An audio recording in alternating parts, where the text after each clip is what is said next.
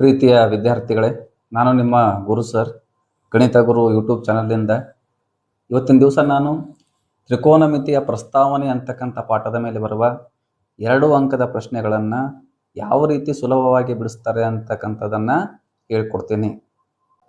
ಪ್ರಶ್ನೆಗಳನ್ನು ಬಿಡಿಸೋಕ್ಕಿಂತ ಮುಂಚೆ ಇಲ್ಲೊಂದು ಕಾನ್ಸೆಪ್ಟನ್ನು ನೀವು ಅರ್ಥ ಮಾಡ್ಕೊಂಡ್ರಂದ್ರೆ ಯಾವುದೇ ರೀತಿಯ ಪ್ರಶ್ನೆಗಳನ್ನು ಕೇಳಿದರೂ ಸಹ ನೀವು ಅದನ್ನು ಬಿಡಿಸಲು ಸಮರ್ಥರಾಗ್ತೀರಿ. ಅದಕ್ಕೋಸ್ಕರ ಇಲ್ಲಿ ನೋಡ್ರಿ, ಫಸ್ಟ್ ಈ ತ್ರಿಕೋನಮಿತಿಯ ಪ್ರಸ್ತಾವನೆಯಲ್ಲಿ ಎಂಥ ಕೋನಕ್ಕೆ ಬರ್ತಂದ್ರೆ ಯಾವಾಗಲೂ ಇದು ಲಂಬಕೋನ ತ್ರಿಭುಜ ಇರಬೇಕು, ಅಂದ್ರೆ ಮಾತ್ರ ನಾವು ಟ್ರಿಗ್ನೋಮೆಟ್ರಿಯನ್ನು ಅಪ್ಲೈ ಮಾಡಕ್ಕೆ ಬರ್ತದೆ. ಈಗ ನೋಡ್ರಿ, ಈ ತ್ರಿಭುಜ ತೊಗೊಂಡಿನ ಎ ಬಿ ಸಿ ಅಂತಕ್ಕಂಥ ತ್ರಿಭುಜ ತೊಗೊಂಡಿನಿ. ಇಲ್ಲಿ ನೋಡ್ರಿ, ಒಂದು ಬಾವಿನ ಅಳತೆ ಕೊಟ್ಟಾರ 4 ಅದ, ಇನ್ನೊಂದು ಬಾವಿನ ಅಳತೆ ಬಿ ಸಿ ಅಳತೆ ಎಷ್ಟದ 3 ಅದ. ಆದ್ರೆ ಇನ್ನೊಂದು ಬಾವಿನ ಅಳತೆ ಗೊತ್ತಿಲ್ಲ, ಅಂದ್ರೆ ಎ ಸಿ ನಮಗೆ ಗೊತ್ತಿಲ್ಲ. ಅದಕ್ಕೋಸ್ಕರ ನಾವ್ ಏನ್ ಮಾಡ್ಬೇಕಂದ್ರೆ ಲಂಬಕೋನ ತ್ರಿಭುಜ ಇತ್ತಂದ್ರೆ ನಾವು ಪೈಥಾಗೋರಸ್ ಪ್ರಮೇಯವನ್ನು ಉಪಯೋಗ ಮಾಡಿಕೊಂಡು ಇನ್ನೊಂದು ಬಾವಿನ ಅಳತೆಯನ್ನ ಕಂಡುಹಿಡಬೇಕು. ಒಂದು ವೇಳೆ ಅವರು 3 ಬಾವಿನ ಅಳತೆಯನ್ನ ಕೊಟ್ಟಿದ್ರ ಓಕೆ, ಒಂದು ವೇಳೆ ಕೊಡ್ಲಿಲ್ಲ ಅಂದ್ರೆ ನಾವೇನ್ ಮಾಡ್ಬೇಕು, ಪೈಥಾಗೋರಸ್ ಪ್ರಮೇಯವನ್ನ ಉಪಯೋಗ ಮಾಡ್ಕೊಂಡು ಏನ್ ಮಾಡ್ಬೇಕು, ಇನ್ನೊಂದು ಬಾವಿನ ಅಳತೆಯನ್ನ ಕಂಡುಹಿಡಬೇಕು. ಏನ್ ಹೇಳ್ತದ ಪೈಥಾಗೋರಸ್ನ ಪ್ರಮೇಯ? Very good. ಒಂದು ಲಂಬಕೋನ ತ್ರಿಭುಜದ ವಿಕರ್ಣದ ಮೇಲಿನ ವರ್ಗ, ವಿಕರ್ಣ ಯಾವುದಿಲ್ಲಿ? A C. ವಿಕರ್ಣದ ಮೇಲಿನ ವರ್ಗವು ಉಳಿದೆರಡು ಬಾಹುಗಳ ವರ್ಗಗಳ ಮೊತ್ತಕ್ಕೆ ಏನಾಗಿರ್ತದ? ಸಮನಾಗಿರುತ್ತದೆ ಅಂತ ಹೇಳ್ತದೆ. ಅಂದ್ರೆ A C square is equal to A B square plus B C square. ಇಲ್ಲಿ ನೋಡ್ರಿ, A C square is equal to A B square plus B C square. ಇಲ್ಲಿ ನೋಡ್ರಿ, ಏನು ಕಂಡುಹಿಡಿಬೇಕಾಗ್ಯದ? ನಾವು ಎ ಸಿನೇ ಕಂಡುಹಿಡಿಬೇಕಾಗ್ಯದ. ಅದಕ್ಕೆ ಎ ಸಿ ಸ್ಕ್ವೇರ್ ಕೆ C square is equal to A B ಎಷ್ಟದ ನೋಡ್ರಿ, ಎ ಬಿ ಎಷ್ಟದ 4 ಅದ, 4 ಸ್ಕ್ವೇರ್ಕ 4 ಸ್ಕ್ವೇರ್ ಪ್ಲಸ್ ಬಿ ಸಿ ಎಷ್ಟದ ನೋಡ್ರಿ 3 ಸ್ಕ್ವೇರ್. ಇಲ್ಲಿ ನೋಡ್ರಿ, ಎ ಸಿ ಸ್ಕ್ವೇರ್ಗೆ ಎ ಸಿ ಸ್ಕ್ವೇರ್ ಇಡ್ತೀರಿ ಇಸ್ ಈಕ್ವಲ್ ಟು 4 ಸ್ಕ್ವೇರ್ ಅಂದ್ರೆ ಏನು? 4 4 ಎಷ್ಟು 16 ಪ್ಲಸ್ 3 3 ಎಷ್ಟು 9.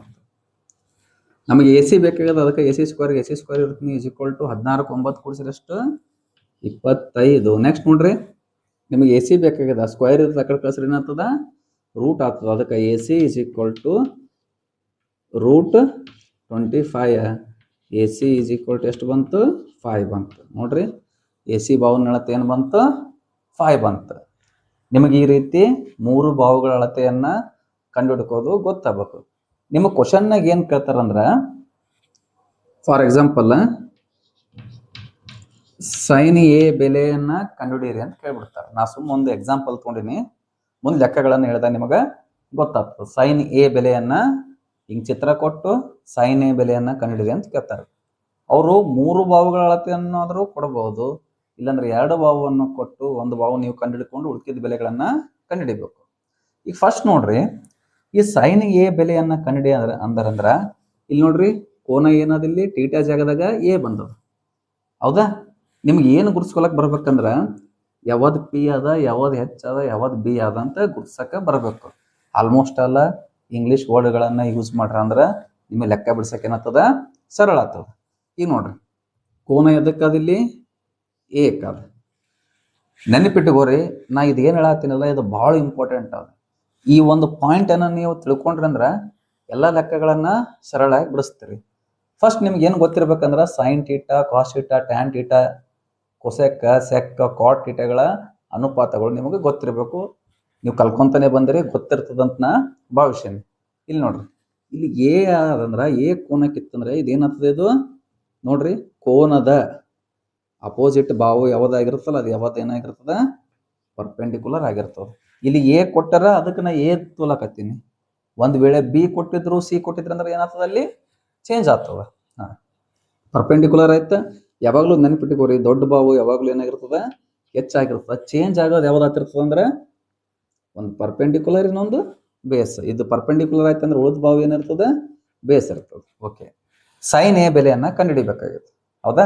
ಸೈನ್ ನೋಡ್ರಿ, ಸೈನ್ ಟೀಟಾ ಏನದ? Sine A is equal to ಏನಂತದ? ಟೀಟಾ ಏನದ? ಪಿ ಬೈ ಹೆಚ್ ಆಗ್ತದ ಈಸ್ ಈಕ್ವಲ್ ಟು, ಇಲ್ಲಿ ನೋಡ್ರಿ, ಪಿ ಅಂದ್ರೆ ಏನದ? ಇಲ್ಲಿ ಪಿ ಅಂದ್ರೆ ಏನದ? 3 ಅದ. ಹೆಚ್ ಅಂದ್ರೆ ಏನದ? 5 ಅದ. ಅಂದ್ರೆ ಸೈನ್ ಎ ಬೆಲೆ ಎಷ್ಟು ಬಂತು? 3/5. ಈಗ ಏನ್ ಮಾಡ್ರಿ, ಕಾಸ್ ಸಿ ಕಂಡಿಡಿ ಅಂತ ಹೇಳ್ತಾರೆ. ನೋಡ್ರಿ, ಕಾಸ್ ಸಿ ಕಂಡಿಡಿ ಅಂತ ಹೇಳಿದ್ರ ಅಂದ್ರ ಕೋನ ಯಾವಾಗಲೂ ಇಲ್ಲಿ ಬರ್ತದ. ಇಲ್ಲಿ ಬಂತಂದ್ರ ಇದರ ಅಪೋಸಿಟ್ ಏನಾಗಿರ್ತದ, ಪರ್ಪೆಂಡಿಕ್ಯುಲರ್ ಆಗಿರ್ತದ. ಇದೇನಾಗ್ತದೆ, ಇನ್ನೊಂದು ಬೇಸ್ ಆಗ್ತದೆ, ಇದು ಹೈಪೋಟೆನಸ್ ಹೆಚ್ಚೇ ಇರ್ತದೆ. ಈಗ ನೋಡ್ರಿ ಕಾಸ್ ಅಂದ್ರೆ ಏನದಲ್ಲಿ ನೋಡ್ರಿ, cos C is equal to ಏನತ್ತದ ಇಲ್ಲಿ ಬಿ ಬೈ ಎಚ್. ಅಂದ್ರೆ ಸಿ ಅಲ್ಲಿ ಟೀಟಾ ಇಡ ಬದಲಿ ಇಲ್ಲಿ ಏನದ ಸಿ ಇಟ್ಟಿವಿ. ಈಸ್ ಈಕ್ವಲ್ ಟು ಬಿ ಅಂದ್ರೆ ಏನದ 3 ಬೈ ಎಚ್ ಅಂದ್ರೆ ಏನದ ನೋಡ್ರಿ, ಎಚ್ ಅಂದ್ರೆ ಏನದ 5. ಈ ರೀತಿ ನಿಮಗೆ ಬರ್ಕೊಳಕ್ ಬಂತಂದ್ರೆ ವಿದ್ಯಾರ್ಥಿಗಳೇ, ಈ 2 ಅಂಕದ ಪ್ರಶ್ನೆಗಳು ಎಂಥ ಪ್ರಶ್ನೆಗಳು ಕೊಟ್ಟರು ಸಹ ನೀವು ಬಿಡಿಸ್ತೀರಿ. ವಿದ್ಯಾರ್ಥಿಗಳೇ, ಇಂದಿನ ಸ್ಲೈಡ್ನಲ್ಲಿ ಹೇಳಿರುವ ಕಾನ್ಸೆಪ್ಟ್ ಅರ್ಥವಾಗಿದೆ ಅಂತ ಭಾವಿಸಿನಿ. ಇಲ್ಲೊಂದು ಪ್ರಶ್ನೆ ಅದ ನೋಡ್ರಿ, ಚಿತ್ರದಲ್ಲಿ tan P minus cot R ನ ಬೆಲೆಯನ್ನ ಕಂಡುಹಿಡಿಯಿರಿ ಅಂತ ಹೇಳತ್ತಾರೆ. ಇಲ್ಲೊಂದು ಚಿತ್ರ ಕೊಟ್ಟಾರ, ಏನ್ ಹೇಳತ್ತಾರ ಅವರು, tan P minus cot R ನ ಬೆಲೆ ಏನದಂತ ಕೇಳ್ಯಾರ.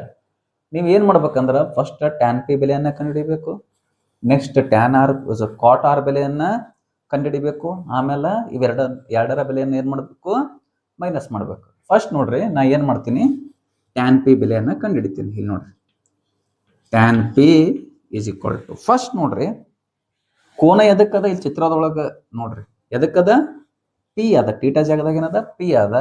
ಅದಕ್ಕೆ ನಾ ಏನ್ ಮಾಡ್ತೀನಿ, ಇಲ್ಲಿ ಪಿ ಕೋನ ಕೊಡ್ತೀನಿ. ಫಸ್ಟ್ ನೀವು ಇದನ್ನ ಪೆನ್ಸಿಲ್ ನಿಂತ ಬಿಡಿಸ್ರಿ.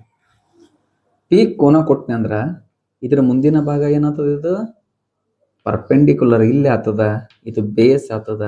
ಯಾವಾಗ್ಲೂ ದೊಡ್ಡ ಬಾವು ಏನಾಗ್ತದ, ಇದು ಎಚ್ ಆಗ್ತದ. ಈಗ ನೋಡ್ರಿ ಟ್ಯಾನ್ ಅಂದ್ರೆ ಏನದ, ಪಿ ಬೈ ಬಿ. ಅದಕ್ಕೆ tan P is equal to ಏನಾಗ್ತದೆ, ಪಿ ಬೈ ಬಿ ಆಗ್ತದ. ಈಸ್ ಈಕ್ವಲ್ ಟು ನೋಡ್ರಿ, ಪಿ ಅಂದ್ರೆ ಏನದ 5 ಸೆಂಟಿಮೀಟರ್ ಅದ, ಡಿವೈಡೆಡ್ ಬೈ ಬಿ ಅಂದ್ರೆ ಎಷ್ಟದ 12 ಅದ. ಅಂದ್ರೆ ಟ್ಯಾನ್ ಪಿ ಬೆಲೆ ಎಷ್ಟು ಬಂತು, 5/12 ಬಂತು. ನೆಕ್ಸ್ಟ್ ಏನು ಕಂಡುಹಿಡಿಬೇಕು ನಾವು, ವೆರಿ ಗುಡ್, ಏನು ಕಂಡುಹಿಡಿಬೇಕು, ಕ್ವಾಟ್ ಆರ್ ಅನ್ನ ಕಂಡುಹಿಡಿಬೇಕು.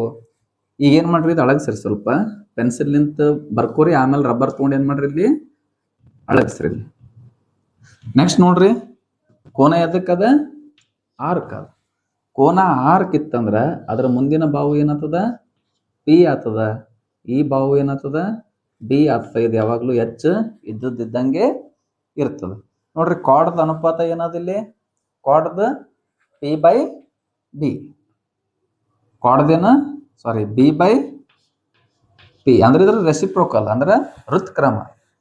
ಈಸ್ ಈಕ್ವಲ್ ಟು ಬಿ ಅಂದ್ರೆ ಎಷ್ಟದ ನೋಡ್ರಿ, ಇಲ್ಲಿ ಬಿ ಅಂದ್ರೆ ಎಷ್ಟದ 5 ಅದ, ಡಿವೈಡೆಡ್ ಬೈ ಪಿ ಅಂದ್ರೆ ಎಷ್ಟದ, ಇಲ್ಲಿ 12 ಅದ. ನೋಡ್ರಿ ಕಾಟ್ ಆರ್ ಬೆಲೆನು 5/12 ಬಂತು, ಟ್ಯಾನ್ ಪಿ ಬೆಲೆನು 5/12 ಬಂತು. ಅಂದ್ರೆ ಏನ್ ಕಂಡುಹಿಡಿಬೇಕು ನಾವು, tan P minus cot R ಬೆಲೆಯನ್ನ ಕಂಡುಹಿಡಿಬೇಕು. ಟ್ಯಾನ್ ಪಿ ಎಷ್ಟದ ನೋಡ್ರಿ, 5/12 ಮೈನಸ್ ಇಲ್ಲಿನೂ 5/12 ಮಾಡಿದ್ರೆ ಆನ್ಸರ್ ಎಷ್ಟು ಬರ್ತದ, 0 ಬರ್ತದ. ಇಷ್ಟು ಮಾಡಿದ್ರೆ ಅಂದ್ರೆ ನಿಮ್ಗೆ 2 ಮಾರ್ಕ್ಸ್ ಸಿಗ್ತದ.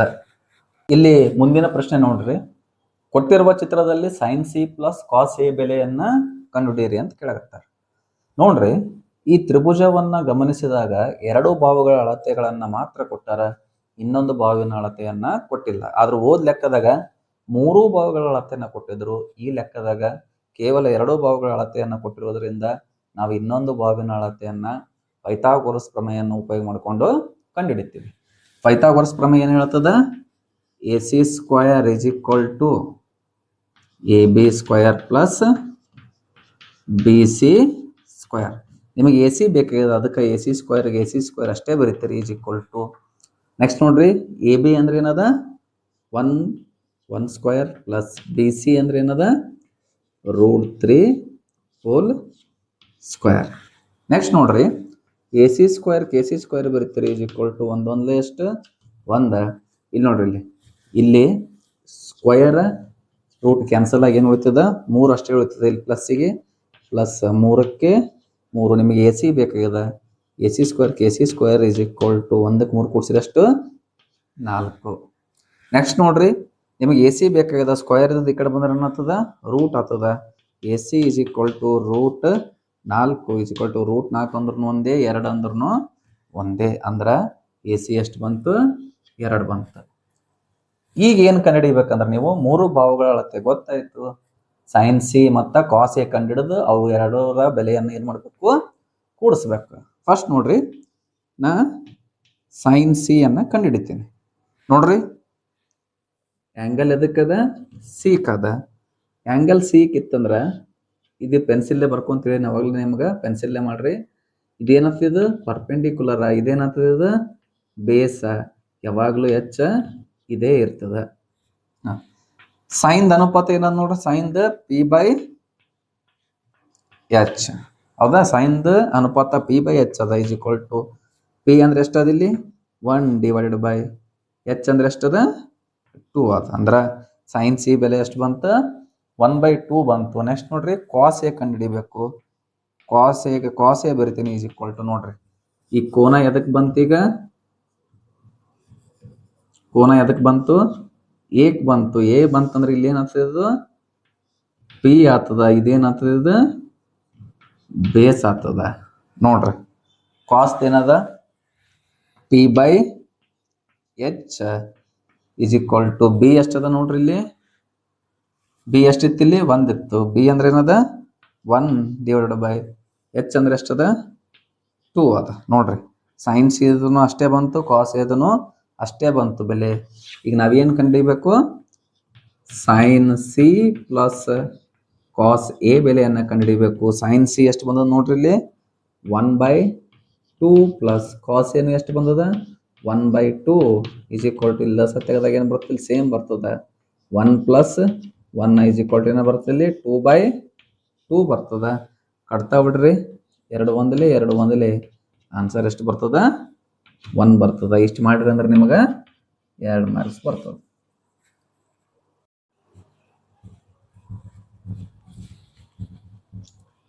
ಇಲ್ಲಿ ನೆಕ್ಸ್ಟ್ ಕ್ವಶನ್ ನೋಡ್ರಿ ವಿದ್ಯಾರ್ಥಿಗಳೇ, ಚಿತ್ರದಲ್ಲಿ ಸೆಕ್ ಬಿ ಮತ್ತು ಕಾಟ್ ಎಗಳ ಬೆಲೆಯನ್ನ ಬರೆಯಿರಿ ಅಂತ ಹೇಳ್ಯಾರ.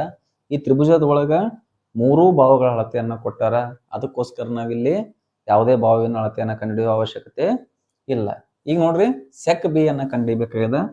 ಫಸ್ಟ್ ನೋಡ್ರಿ sec B is equal to ನೆನಪಿಟ್ಟುಕೋರಿ ಸೆಕ್ ಅಂದ್ರೆ ಏನದ ಅನುಪಾತ ಅಲ್ಲಿ ನೋಡ್ರಿ ಎಚ್ ಬೈ ಬಿ ಅದ ಈಸ್ ಈಕ್ವಲ್ ಟು ಇಲ್ಲಿ ನೋಡ್ರಿ ಬಿ ಅಂತ ಕೊಟ್ಟಾರ. ಆ್ಯಂಗಲ್ ಯಾವ್ದು ಕೊಟ್ಟಾರ ಇಲ್ಲಿ ಬಿ ಅಂತ ಕೊಟ್ಟಾರ. ಬಿಕ್ ಮಾಡ್ಕೋರಿ. ಫಸ್ಟ್ ಯಾವಾಗಲೂ ನಿಮಗೆ ಬೇಸ್ ಯಾವುದು ಪರ್ಪೆಂಡಿಕ್ಯುಲರ್ ಯಾವುದು ಅಂತ ಗೊತ್ತಾಯ್ತಂದ್ರೆ ಆಟೋಮೆಟಿಕ್ ಆಗಿ ಲೆಕ್ಕ ಏನಾಗ್ತದ ಸರಳ ಆಗ್ತದೆ. ಇದು ಯಾವಾಗಲೂ ಎಚ್ ಇದ್ದೇ ಇರ್ತದೆ. ಚೇಂಜ್ ಯಾವ್ದು ಆಗ್ತಿರ್ತದೆ, ಇದು ಬಿ ಬಂದ್ರೆ ಇದು ಪಿ ಬರ್ತದೆ, ಇಲ್ಲ ಇದು ಪಿ ಇಲ್ಲ ಇದು ಬಿ, ಡಿಪೆಂಡಿಂಗ್ ಅಪಾನ್ ದ ಯಾವ್ದು ಕೋನ ಏನು ಕೊಟ್ಟಿರ್ತಾರಲ್ಲ ಅದ್ರ ಮೇಲೆ ಡಿಪೆಂಡ್ ಆಗಿರ್ತದೆ. ಈಗ ನೋಡ್ರಿ ಇದು ಯಾವಾಗಲೂ ಏನಾಗಿರ್ತದೆ ಕೋನ ಬಿ ಅದಂದ್ರೆ ಇದು ಪರ್ಪೆಂಡಿಕ್ಯುಲರ್ ಆಗಿರ್ತದೆ. ಇದೇನಾಗಿರ್ತದೆ ಇದು ಬೇಸ್ ಆಗಿರ್ತದೆ. ಈಸ್ ಈಕ್ವಲ್ ಟು ನೋಡ್ರಿ ಎಚ್ ಬೈ ಬಿ ಅಂದ್ರೆ ಎಚ್ ಅಂದ್ರೆ ಏನದ ಇಲ್ಲಿ 13 ಅದ.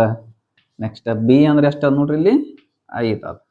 ಇಷ್ಟು ಬರೋದ್ರಿ ಅಂದ್ರೆ ನಿಮ್ಗೆ 1 ಮಾರ್ಕ್ಸ್ ಕೊಡ್ತಾರ. ನೆಕ್ಸ್ಟ್ ಏನು ಕಂಡಿಡಿ ಅಂತ ಹೇಳ್ಯಾರ ಅವರು ಕಾಟ್ ಎ ಕಂಡಿಡಿ ಅಂದಾರ. Cot A is equal to ಕಾಟ್ದ ಅನುಪಾತ ಏನದ ಬಿ ಪಿ. ನೆನಪಿಟ್ಟುಕೋರಿ ಏನಿದು B P. B by P is equal to ನೆನಪಿಟ್ಟುಕೋರಿ ಕೋನ ಎದಕ್ಕದ ಬಿ ಏಕದ. ನೆನಪಿಟ್ಟುಕೋರಿ ಕೋನ ಎದಕ್ಕದ ಏಕದಂದ್ರ ಇದು ಯಾವಾಗಲೂ ಏನಾಗಿರ್ತದ ಅಪೋಸಿಟ್ ಇದ್ದದ್ದು ಪಿ ಆಗ್ತದ, ಇದು ಬಿ ಆಗ್ತದ. ಎಚ್ ಅದೇ ಇರ್ತದ. ಬಿ ಬೈ ಪಿ ಅಂದ್ರೆ ಏನಂತ ನೋಡ್ರಿ ಬಿ ಅಂದ್ರೆ ಎಷ್ಟದ ಇಲ್ಲಿ 12 ಡಿವೈಡೆಡ್ ಬೈ ಪಿ ಅಂದ್ರೆ ಎಷ್ಟದ 5. ನೋಡ್ರಿ ಸೆಕ್ ಬಿ ಬೆಲೆ ಗೊತ್ತಾಯ್ತು ನಿಮಗೆ, ಕಾಟ್ ಎ ಬೆಲೆ ಗೊತ್ತಾಯ್ತು. ಇಷ್ಟು ಬರೋದಂದ್ರೆ ನಿಮ್ಗೆ 2 ಮಾರ್ಕ್ಸ್. ಇದಕ್ಕೊಂದು ಮಾರ್ಕ್ಸ್, ಇದಕ್ಕೊಂದು ಮಾರ್ಕ್ಸ್. ವಿದ್ಯಾರ್ಥಿಗಳೇ ಈ ಪಾಠ ನಿಮಗೆ ಅರ್ಥ ಆಗಿತ್ತಂದ್ರೆ ಈ ವಿಡಿಯೋವನ್ನು ನಿಮ್ಮ ಫ್ರೆಂಡ್ಸಿಗೆ ಶೇರ್ ಮಾಡಿರಿ ಮತ್ತು ನಮ್ಮ ಯೂಟ್ಯೂಬ್ ಚಾನಲನ್ನು ಸಬ್ಸ್ಕ್ರೈಬ್ ಮಾಡಿರಿ. ಮುಂದಿನ ವಿಡಿಯೋದಲ್ಲಿ ಭೇಟಿಯಾಗೋಣ. ನಮಸ್ಕಾರ.